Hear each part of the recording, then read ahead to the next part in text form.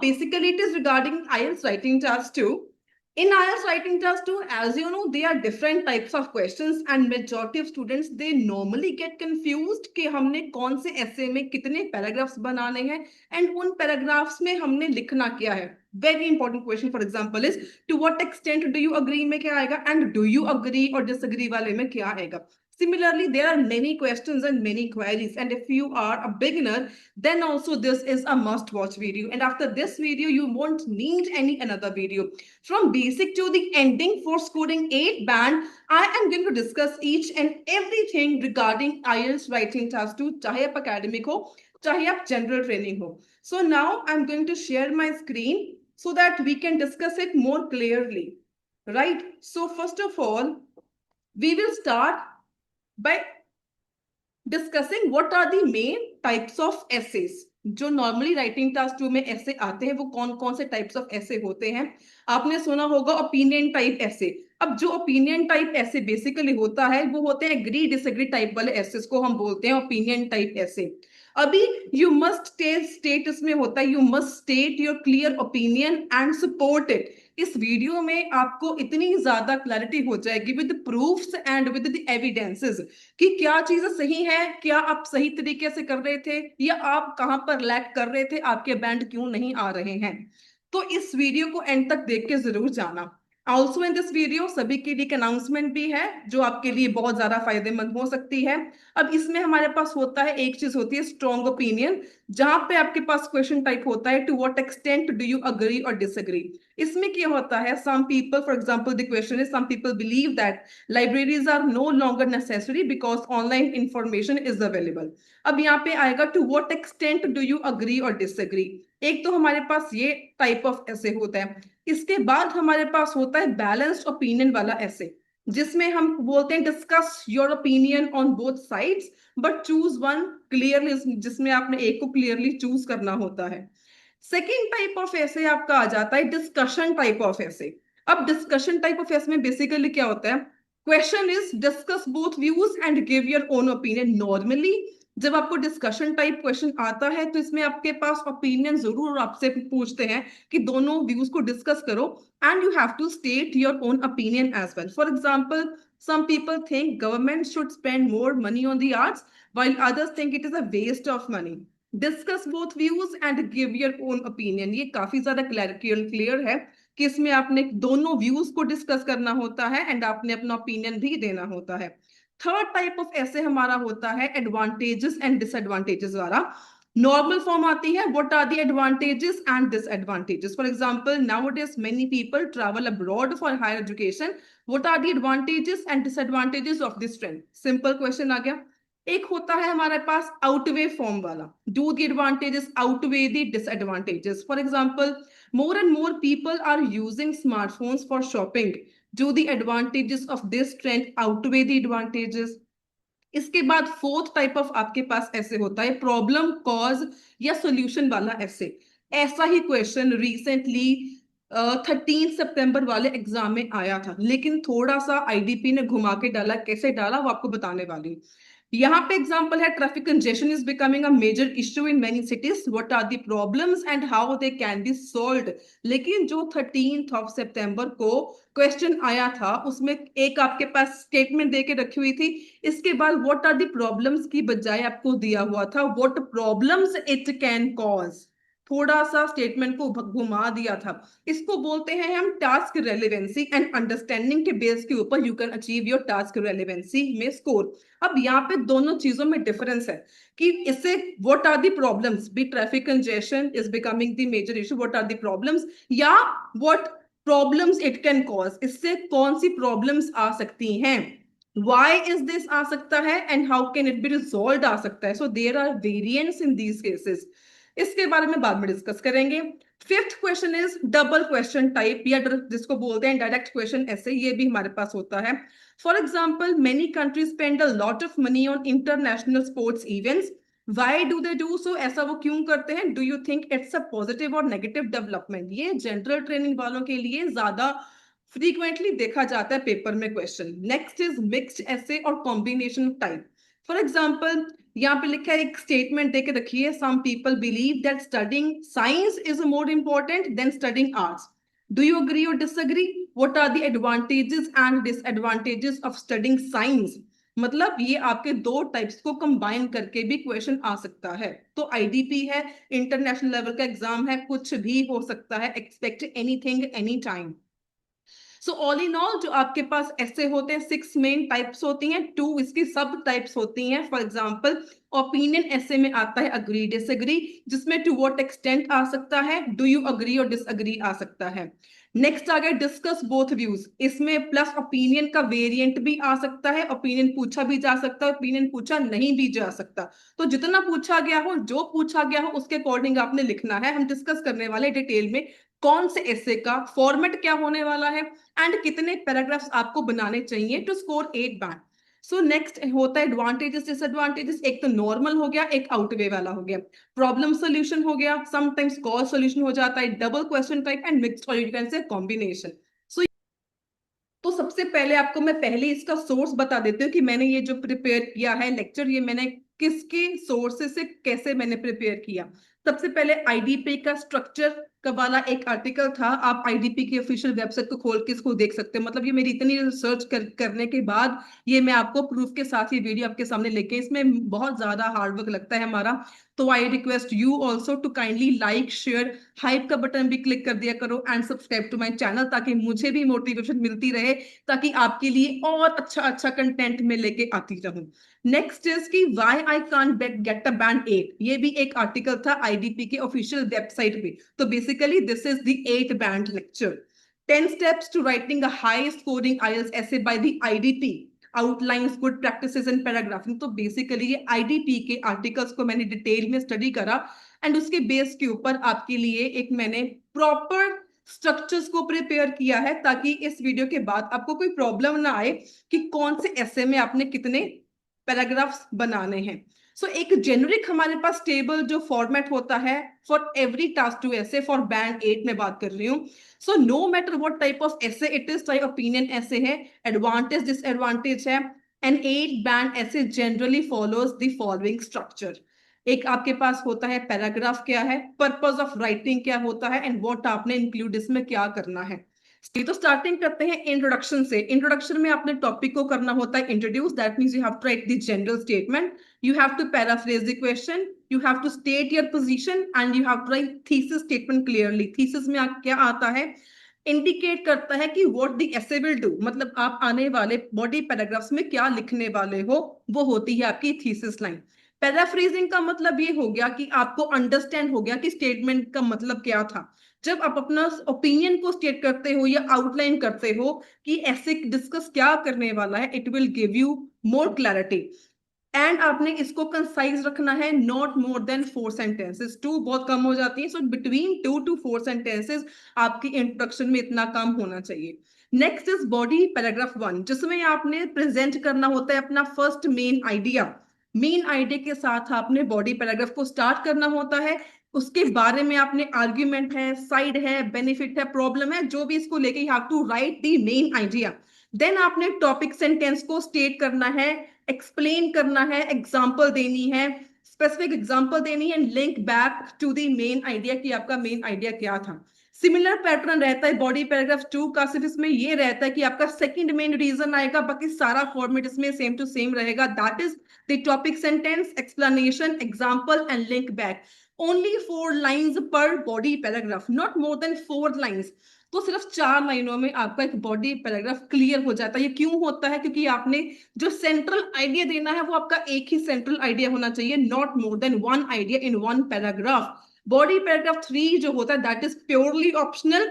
It depends on the requirement of the question. अगर आपके पास if the essay type requires more than 2 points, more complex है, for instance for example discussing both views plus your opinion, तो इसमें आप एक third paragraph body paragraph को आप बना सकते हो, जिसमें अगेन आपने एक आइडिया को लेके डेवलप करना होता है, explain and with the example. Next आता है आपका कंक्लूजन. कंक्लूजन में आपने समराइज करनी होती है आपकी आर्ग्यूमेंट्स को, मतलब बीपी 1 में क्या बोला, बीपी 2 में क्या बोला, मतलब रीस्टेट योर पोजीशन. एंड इसमें आप कोई भी न्यू आइडियाज नहीं ऐड कर सकते in the summary. In the conclusion कोई नए न्यू आइडियाज आपने ऐड नहीं करने. You have to restate the thesis line कि आपने ऐसे में क्या लिखा. That is you can summarise and you can finally एक स्टेटमेंट दे सकते हो. कोई आपकी सजेशन है या कोई आपकी रिकमेंडेशंस है तो एक लाइन वो दे के आप एंडिंग कर सकते हो. तो एक जनरल फॉर्मेट है जो हर एक ऐसे फॉलो करता है. अब नेक्स्ट आ गया कि what distinguishes a band 8 essay according to IDP in terms of structure and in terms of content.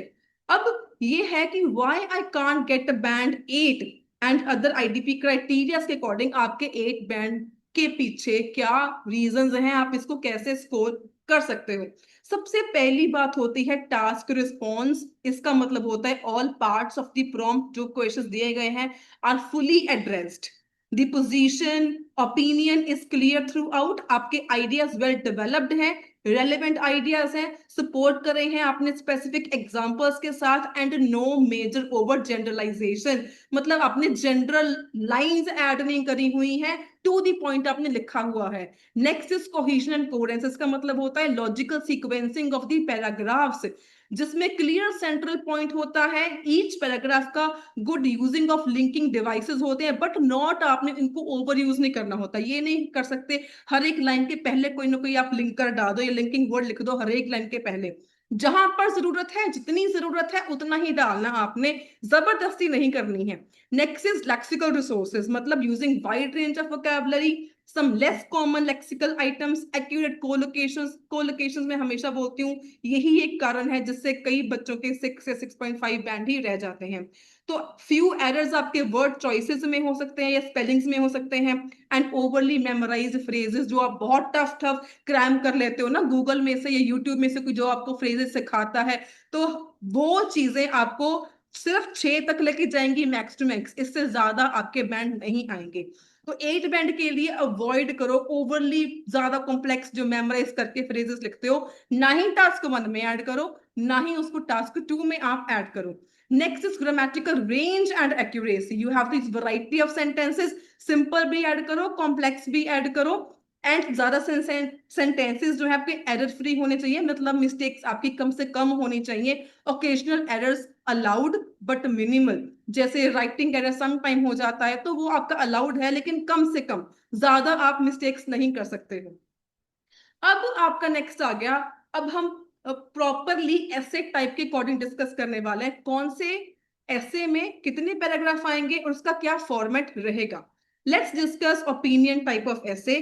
Agree disagree होता है जिसमें to what extent do you agree और डिसएग्री. इसमें आएंगे आपके 4 पैराग्राफ्स.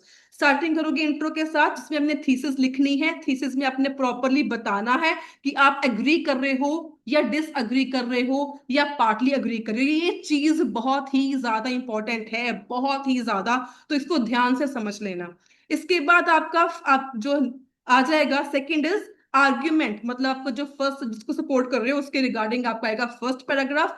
सेकंड आएगा काउंटर एग्रीमेंट या agreement depending on your choice. इसको भी डिटेल में हम डिस्कस करेंगे. नेक्स्ट आ गया आपका कंक्लूजन जिसमें आपने अपने अपनी ओपिनियन को रीस्टेट करना होता है. नेक्स्ट है discuss both views and give your own opinion. इसमें इंट्रोडक्शन से स्टार्ट करोगे. टोटल 4 पैराग्राफ इसमें होंगे. आपका व्यू जाएगा, ओपिनियन जाएगा. इंट्रो में आपके व्यूज क्या है वो जाएंगे, आपका ओपिनियन क्या है ये जाएगा. अगेन ये चीजें आपकी 8 बैंड वाली हैं. इसके बाद व्यू 1 उसको सपोर्ट करना है, व्यू 2 उसको सपोर्ट करना है एंड थर्ड इज आपका व्यू क्या है उसको सपोर्ट करना है. Then you have to write down the conclusion. Advantages disadvantages में 4 पैराग्राफ जाएंगे. इंट्रोडक्शन जाएगी, एडवांटेजेस हैं, डिसएडवांटेजेस हैं, कंक्लूजन है.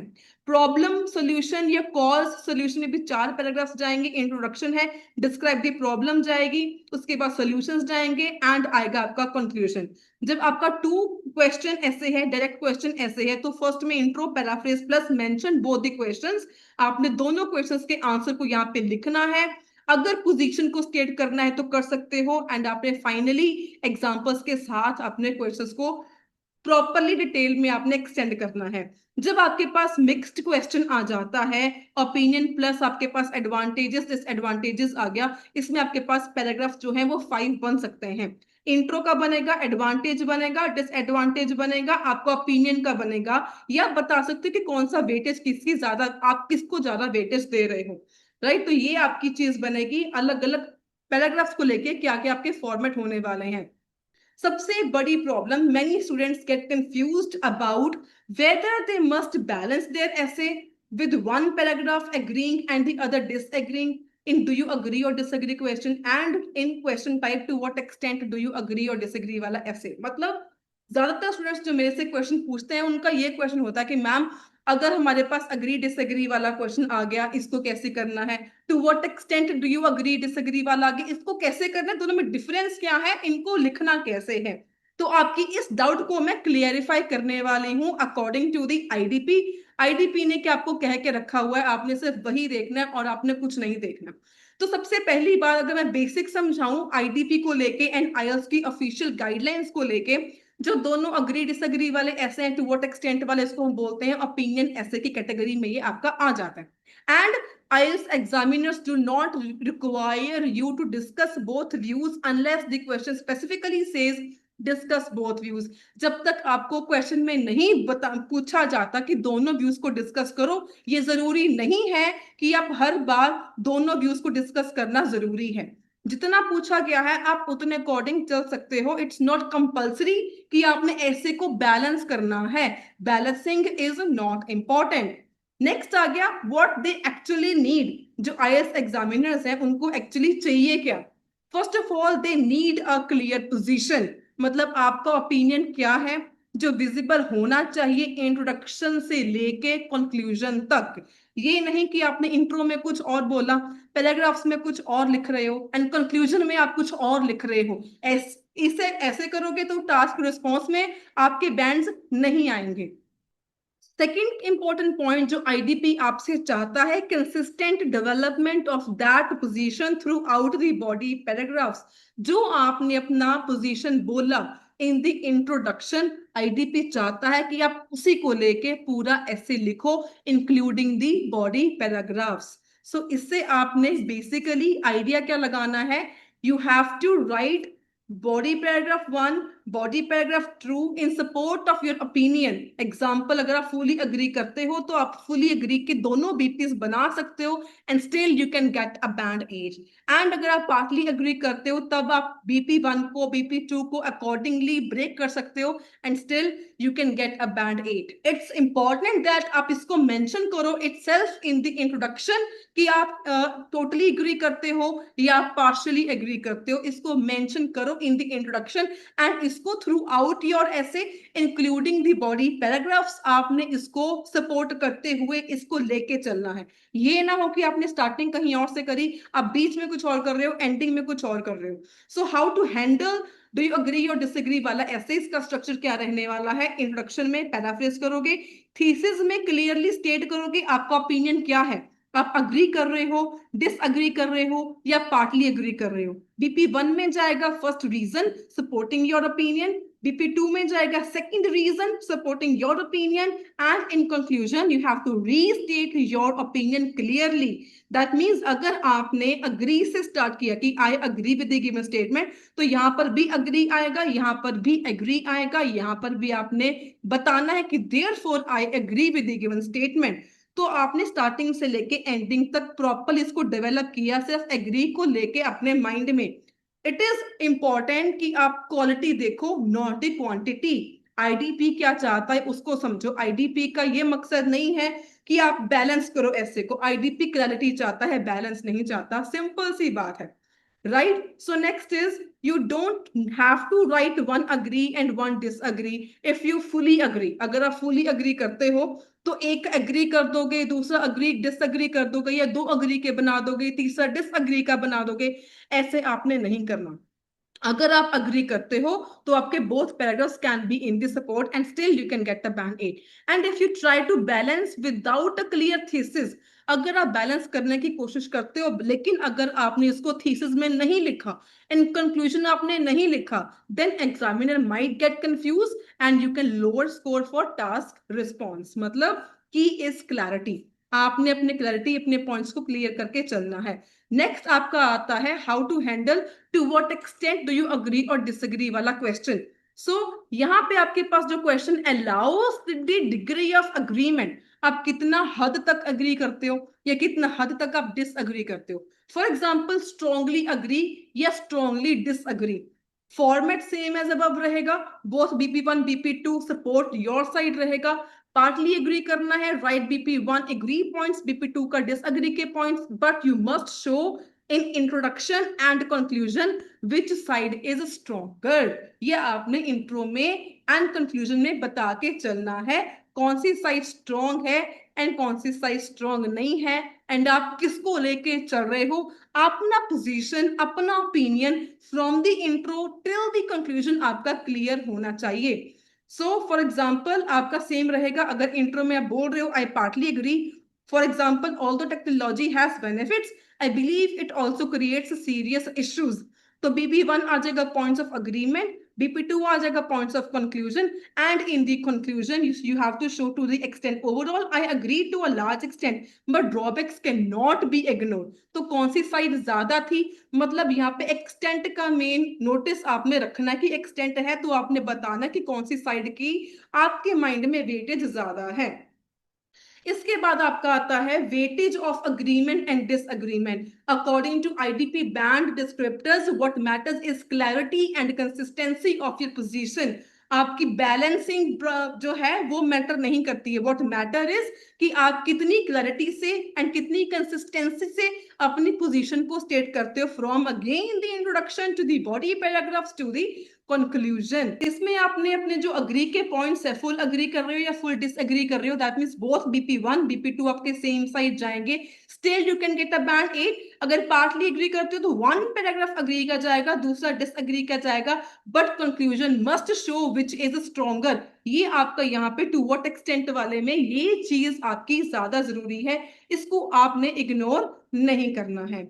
सो इसके बाद आपकी एक और चीज इंपॉर्टेंट आती है कि what should you not do, ऐसी कौन सी चीजें हैं जो आपने नहीं करनी है। So you have to present equal agree plus disagree without showing your stance, मतलब आप बिना अपनी पोजीशन को स्टेट करे आप किसी भी साइड को बैलेंस नहीं कर सकते हो, नहीं तो आपके टास्क रिस्पॉन्स के अंडर जो है वो मार्क्स कम हो जाएंगे। सो फाइनली रूल क्या रहेगा आपका, अगर आप फुली अग्री डिसएग्री करते हो तो BP1 BP2 आपके सेम जाएंगे। अगर आप पार्टली अग्री या डिसएग्री करते हो तो एक अग्री का जाएगा एक डिसएग्री का जाएगा, बट मेक श्योर कि conclusion says which side is stronger. मैं बार बार बोल रही हूँ, पार्टली वाले में आपका ये रहेगा in conclusion you have to show which side is stronger. So that's it. Both are correct depending on your thesis. Again, दोनों जो sides हैं, जो दोनों आपके पास options हैं, वो correct हैं depending on your opinion, depending on your thesis. So आपका सारा जो खेल है वो कहाँ पे जाता है, खत्म होता है thesis से ही start होता है, thesis पे ही खत्म होता है।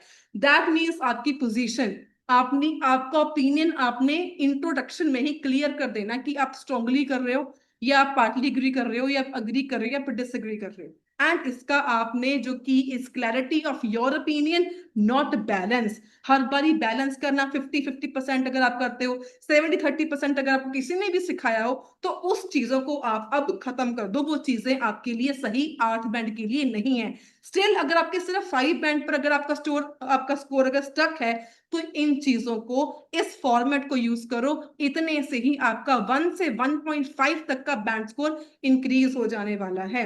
एंड इफ यू वांट कि हर एक क्वेश्चन टाइप के ऊपर, हर एक ऐसे टाइप के ऊपर मैं आपको टेम्पलेट्स बना के दूं, आपको एक प्रॉपर गाइडलाइंस एक स्ट्रक्चर बना के दूं, तो मुझे कमेंट में जरूर यस मैम टेम्पलेट कमेंट कर देना। इन द अपकमिंग वीक इसके टेम्पलेट्स भी आपको प्रोवाइड करे जाएंगे, that also free of cost.